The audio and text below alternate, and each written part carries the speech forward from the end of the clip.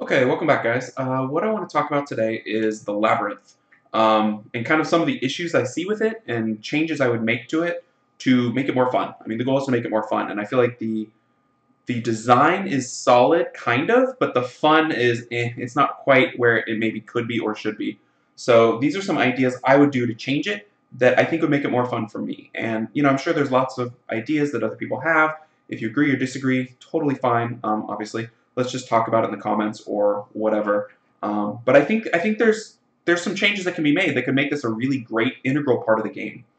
Okay, first thing, I don't know about y'all, but every time I'm looking for a certain stage to clear because I have the monsters left, and I can't find it. Like if I'm looking for it's reduced your speed stage, or the explode stage, or the rescue stage, they all look the same. So could we please make stages that are open and available to be selected? Could we make them look different? Could we have like a symbol or a color or something? It would just help to parse the information of the labyrinth easier. Like I find myself clicking all these little things all the time, and it's frustrating, and there's no real reason for it. We already know it's there. We just can't tell at a glance what kind of stage it is.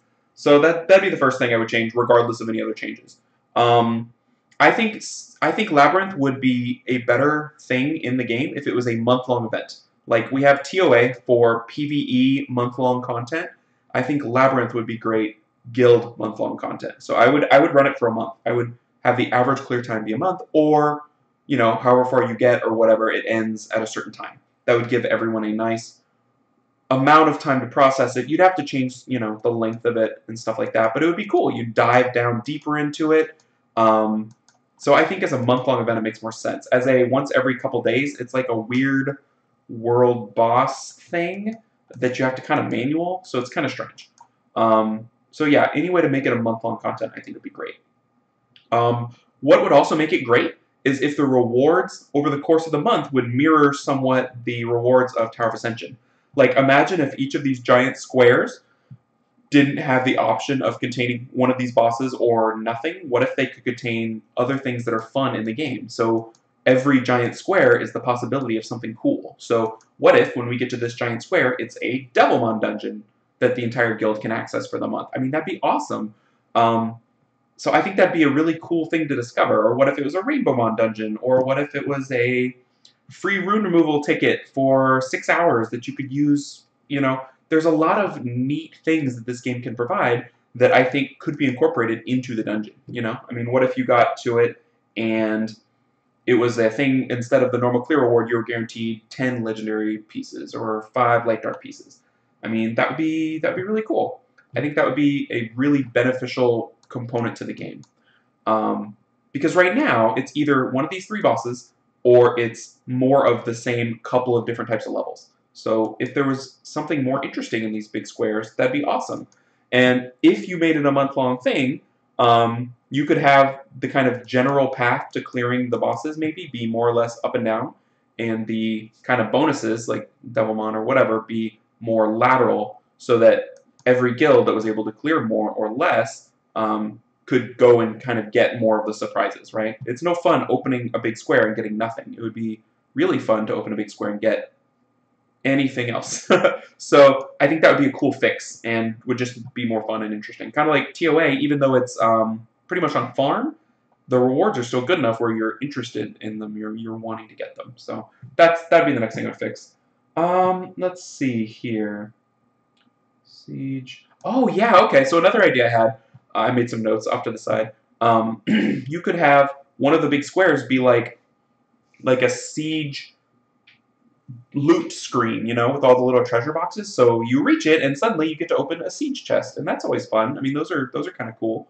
So that could be another fun reward you could get out of the big boxes. Okay, so the next thing I want to talk about is the variety in the stages. The stages there's not enough variety. I know there's some variety, which is admirable, but there's just not enough. And some of them I don't think are very fun. Maybe it's just me. Excuse me. The explode stage, I personally don't care for it. I'm sure there's a great way to clear it or whatever, but it's not my favorite, so I avoid those like the plague. I've probably done 1 or 2 explode stages ever, and if I have an option, I do anything else before that. So more variety in the stages, and there's a lot of great things you can do.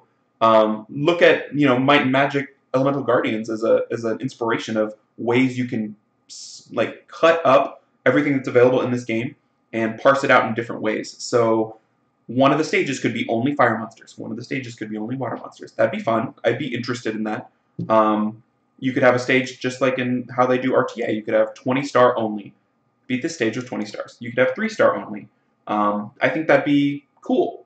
You could have a stage like the one where you have to kill as many things as you can in the time limit to survive as long as you can before the game murders you. I mean, that seems pretty basic, and it would encourage people to bring, double Rena, Darien, Amarna, like the tankiest team they can think of. So it's the inverse of the most aggressive team they can think of for the other ones. So that's kind of something I think would be really interesting. And it doesn't seem like that difficult to do, and it would bring some variety to the Labyrinth.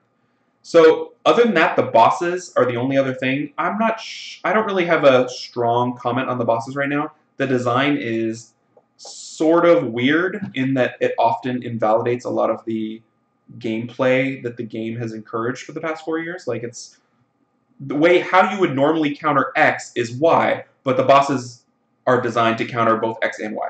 So that's sort of strange. They didn't want you to beat them in the way you would normally beat stuff. And I don't know if that's good design or just bizarre. So that's the only other thought I have. I know the bosses will kind of create a lot more discussion and debate. Everyone has strong opinions about them. I don't know. So you could add more bosses. You could add mini bosses for bosses. You could add certain things to the bosses. You could have Tartarus be defeated once and then escape to somewhere else. Some video games do that. That'd be another option to beat him more than once.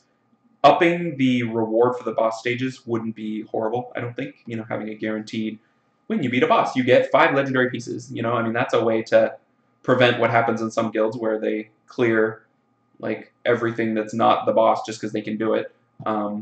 It would inspire people to actually go after the boss. It would give them a bigger target on their back. So those are a few ideas I had about the Labyrinth.